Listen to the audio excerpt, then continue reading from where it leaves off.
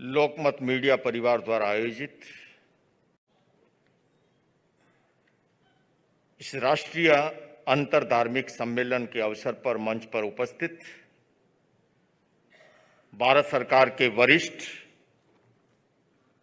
कर्मठ पुरुषार्थी केंद्रीय मंत्री भाई नितिन गडकरी जी, योग ऋषि स्वामी रामदेव जी, लोकमत समूह के चेयरमैन भाई विजय दर्डा जी, स्वामीनारायण परंपरा से हमारे अंतर्राष्ट्रीय ख्याति प्राप्त परम पूज्य स्वामी ब्रह्म विहारी जी, हमारी ईसाई परंपरा से विश्व विख्यात कार्डिनल ओसवाल्ड जी, हमारी लेह लद्दाख के मां बोधि इंटरनेशनल मेडिटेशन सेंटर के अध्यक्ष भिक्खु संघ सेना जी, अजमेर दरगाह के गद्दी नशीन मेरे परम मित्र आदरणीय सलमान चिश्ती जी, नागपुर के प्रथम नागरिक सौम्य स्वभाव के धनी हमारे मेयर साहब, हमारे प्रहलाद पई जी, भाई राजेंद्र दर्डा जी,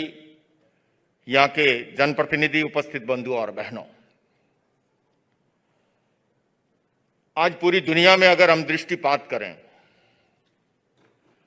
Afghanistan, Taliban, Bangladesh, Iraq, Iran, Syria,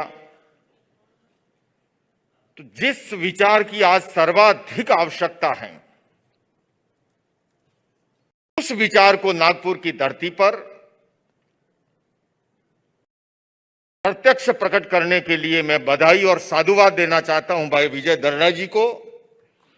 और शायद आज करवा चौथ के दिन भाभी जी भी अगर देख रही हैं तो वो भी समझ रही होगी कि आज के दिन कितना सुंदर आयोजन किया है। और सारे धर्माचार्य करवा चौथ के दिन नागपुर में आकर के देश की सलामती के लिए, सौहार्द के लिए, भाईचारा के लिए एक साथ प्रार्थना कर रहे हैं, दुआ कर रहे हैं। और आज इस विचार की पूरी दुनिया को जरूरत है।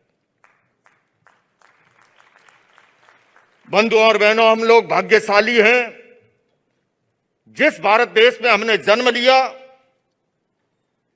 अनेकता में एकता उस देश की मौलिक विशेषता है। बहुलतावादी संस्कृति उस देश की महान धरोहर है। सर्वधर्म सद्भाव उसके मूल मंत्र में है।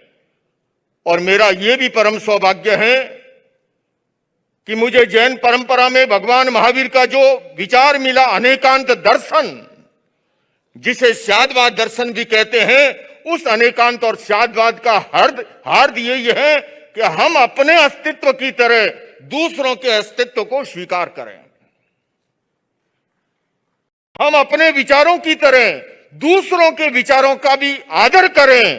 और मैं अधिक आगे उससे जाके कहूं, हम अपने धर्म का ईमानदारी पूर्वक पालन करें, किंतु दूसरे धर्मों का इस अर्थ में मैं बाबा रामदेव जी के स्वर का समर्थन करते हुए दूसरे पंथों और मजहब का भी हम आदर करना सीखें। यहीं से अहिंसा धर्म का शुभारंभ होता है। सचमुच में धर्म और संप्रदाय एक नहीं है। धर्म लिफाफे के अंदर रखा हुआ मजमून की तरह एक फल का गुदा है, रस है, छिलका उसकी सुरक्षा के लिए संप्रदाय है। और वास्तव में तो ये देश धर्म निरपेक्ष नहीं, उसे अगर कहना चाहिए तो ये पंथ निरपेक्ष है, ये मजहब निरपेक्ष है। धर्म तो भला हमारे इस देश की आत्मा है, उससे हम अलग कैसे हो सकते हैं। कठिनाई तब उत्पन्न होती है जब व्यक्ति मेरा मजहब ही श्रेष्ठ है, मेरा विचार ही श्रेष्ठ है। मैं देख रहा था कल ही, इन्हीं दिनों में चर्चा में रहे देश में यह कहा गया कि या तो सिख इस धर्म को स्वीकार कर ले या इस देश से चले जाए। यह सबसे बड़ी कठिनाई है। बांग्लादेश में जिन पिछले दिनों में जो कठिनाइयां हुई, और उसकी जड़ में है मेरा धर्म, मेरा मजहब, मेरा विचार श्रेष्ठ है। मैं समझता हूं जहां पर सच्चाई और अच्छाई है, आज इस मंच पर विजय दर्डा जी ने उन धर्म प्रतिनिधियों को आमंत्रित किया है जिनका विश्वास इस बात पर है कि जहां पर भी सच्चाई और अच्छाई है हम उसके साथ हैं, और जहां सच्चाई और अच्छाई नहीं है वह किसी भी धर्म की या किसी भी पंथ की किसी पक्ष की बात क्यों ना हो, हम उसके साथ नहीं हैं। अभी योग ऋषि स्वामी रामदेव जी कह रहे थे, नियत की बात कर रहे थे। बहुत महत्वपूर्ण है हमारा नजरिया कैसा है, हमारा दृष्टिकोण कैसा है। जैन दर्शन में भी सम्यक दर्शन पर महत्व दिया गया। मैं अधिक लंबा समय नहीं लेते हुए ये अवश्य कहना चाहूंगा कि जैसी हमारी दृष्टि होती है वैसा ही सृष्टि का निर्माण होता है। इसलिए अपेक्षा है दृष्टिकोण बदले, नजरिया बदले। एक व्यक्ति मेले में गया तो एक हिंदू ने कहा कि आज तो चिड़िया बड़ा अच्छा बोल रही है। तो किसी ने कहा चिड़िया का बोलना अच्छा और बुरा? के बोले नहीं नहीं, आज तो चिड़िया कह रही है देखो राम लक्ष्मण दशरथ, राम लक्ष्मण दशरथ, राम लक्ष्मण दशरथ। तो एक मौलवी साहब वहां से गुजर रहे होते, उन्होंने कहा चिड़िया की आवाज तो मुझे सुनाई दे रही है, चिड़िया तो कह रही है सुभान तेरी कुदरत, सुभान तेरी कुदरत, सुभान तेरी कुदरत। मेले में एक किराने का व्यापारी था, उसने कहा चिड़िया की आवाज तो मुझे सुनाई दे रही है, चिड़िया तो कह रही है हल्दी मिर्च ढकरक, हल्दी मिर्च ढकरक, हल्दी मिर्च ढकरक।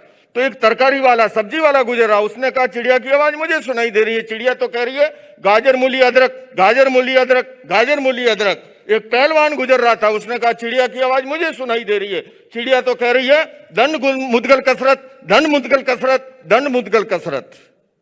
बंधुओं और बहनों, जाकी रही भावना जैसी, जैसी हमारे भीतर भावना होती है, जैसी हमारी दृष्टि होती है, वैसी सृष्टि बनती जाती है। इसलिए आज अपेक्षा है सकारात्मक विचारों की, विधायक भाव की, पॉजिटिव थिंकिंग की।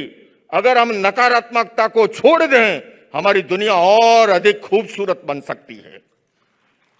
जब मंच पर भाई नितिन गडकरी जी बैठे हैं, उनकी आवाज केवल देश ही नहीं, वो अपने बेबाक विचारों के लिए जाने और पहचाने जाते हैं, और इसलिए उनकी आवाज दुनिया सुनती है। बल्कि मैं तो कहना चाहूंगा भाई विजय दर्रा जी, आपने जो ये शुरुआत की है, अब ये कार्रवाइयां रुकना नहीं चाहिए, बल्कि भारत सरकार को जब कभी कोई समस्या हो, सरकार अपना काम करे, प्रशासन अपना काम करे। कहीं आग लगती है तो फायर ब्रिगेड अपना काम करती है।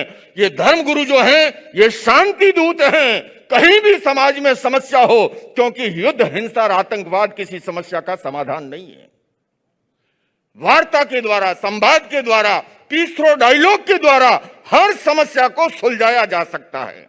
और इसलिए इस मंच पर आज एक तरह से मैं कह सकता हूं, ये कुंभ मेले की तरह एक विचार मंथन हो रहा है, और एक ऐसे परम पवित्र दिवस के अवसर पर, और जिसके अंदर मैं अभी देख रहा था, जब लोकमत परिवार का दिखाया जा रहा था फिल्म, उसमें नंबर 1 की अनेक बातें आ रही थी।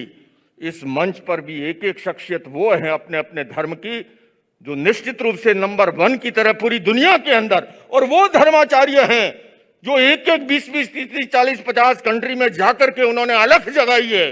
बाबा रामदेव जी ने जिस तरह से योग और अध्यात्म की, आयुर्वेद की अलख जगाई है, और इस कोरोना काल के अंदर यह बात रेखांकित हो गई है कि हमारी जो महान सनातन परंपरा है, हमारी महान संयम आधारित जैन जीवन शैली है, वो कितनी उपयोगी है। आज भारत में अगर मृत्यु दर कम है, उसमें कई कारणों में एक बड़ा कारण है हमारा आयुर्वेद, हमारा योग और प्राणायाम, हमारी संयम आधारित जीवन शैली। आज पूरी दुनिया को उसकी जरूरत है। तो आइए, मैं आह्वान कर रहा हूं कि आओ मिलकर बैठे आपस में बात करें, आओ मिलकर बैठे आपस में बात करें, 4 कदम ही सही चलने का साथ करें। यूं तो दूरी से दूरी बढ़ती जाएगी, कभी तो हम खुद से खुद की मुलाकात करें। आइए बंधुओं, मैं जानता हूं बाबा योग ऋषि रामदेव जी बहुत व्यस्त रहते हैं, हमारे श्री रविशंकर जी, और ये सारे धर्माचार्य, ब्रह्म कुमारी, हमारे ब्रह्म बिहारी स्वामी जी ने जो कार्य किए हैं, हमारे कोऑर्डिनेटर ओसवाल जी, पोप के पूरे भारत के अंदर एकमात्र ऐसे प्रतिनिधि हैं, उनको सारे दुनिया का दायित्व। अजमेर दरगाह को कौन नहीं जानता है। और ये लेह लद्दाख पर जब उतरे थे, जैसे चांद पर आदमी उतरा था, एक पत्ती नहीं थी हरी भरी, और वहां पर उन्होंने जिस तरह से कार्य किया। समय की सीमा है, मैं इतना अवश्य कहूंगा, बात सरल बलिदान कठिन है, पतन सहज उत्थान कठिन है, गाता है खंडर का हर पत्थर, ध्वंस सरल निर्माण कठिन है।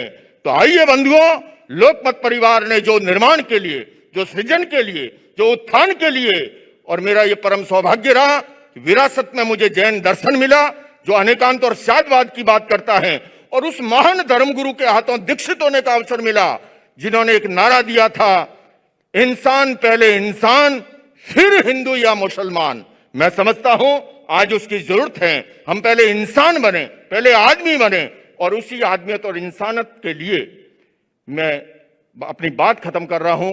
अहिंसा विश्व भारती ने एक सपना संजोया था जो हमारे लोकमत परिवार ने सौहार्द के लिए, शांति के लिए, भाईचारा के लिए, विश्व शांति के लिए, और मुझे कहते हुए सात्विक प्रसन्नता है सरकार ने दिल्ली एनसीआर के अंदर एक ऐसा भूखंड उपलब्ध कराया जहां पर विश्व शांति केंद्र, ये इस प्रकार की कॉन्फ्रेंस इस बार नागपुर में हुई, अगली बार में उस भवन से जहां से यूनाइटेड नेशन सुनेगा, वर्ल्ड रीजन पार्लियामेंट सुनेगा।